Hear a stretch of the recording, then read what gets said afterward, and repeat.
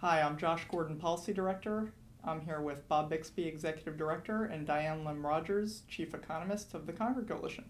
What we're going to talk about is the current state of affairs for raising the debt limit and what other things Congress might take up as they're considering this debt limit increase, which, as we know, is a must-pass piece of legislation.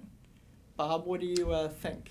Well, this week things are going to get underway. When the Senate and the House left town in December, they raised the debt limit just enough to get through mid-February or so.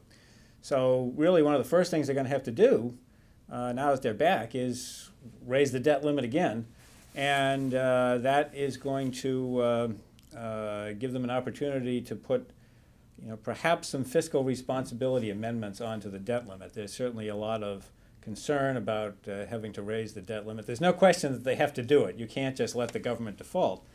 So they will raise the debt limit, but there have been ideas to, maybe members of Congress could signal some concern about the long-term fiscal outlook by perhaps attaching a fiscal commission to the debt limit that would look into recommendations to make the fiscal picture better. Two other ideas are statutory pay-go, which would require new entitlement programs or tax cuts to be paid for. That idea has been proposed.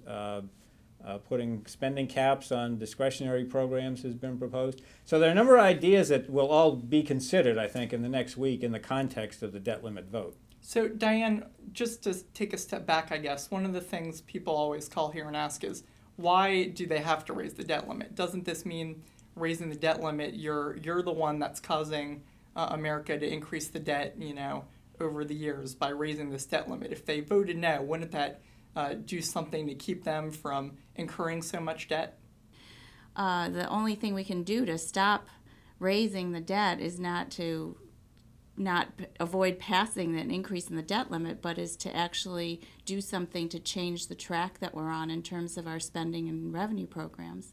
I think that seems to be the key when we talk to people, that it's reminding them that the decisions to incur the debt have already been made. This is just sort of formalizing that in a weird, awkward legal sense, right? Right. It isn't fiscally irresponsible to raise the debt limit. I think it would be rather irresponsible not to raise the debt limit because we've already incurred the bills.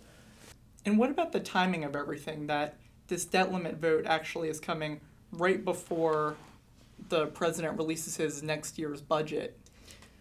Well, I think it's a little awkward, actually. If you do a fiscal commission or if you do statutory pay-go or spending caps, a lot of those good things, you probably ought to do it in the context of a budget plan, and because they can help to reinforce a budget plan. Whereas if you do a lot of process things in the abstract, they're not tied to any particular plan, and so they may not work as well. So I think, and the administration is negotiating with House and Senate leaders right now, and presumably they have their own budget in mind when they're doing it. So if it came to pass that they did another short-term extension while they waited to work out some longer-term agreement with all the parties, that wouldn't be such a bad thing.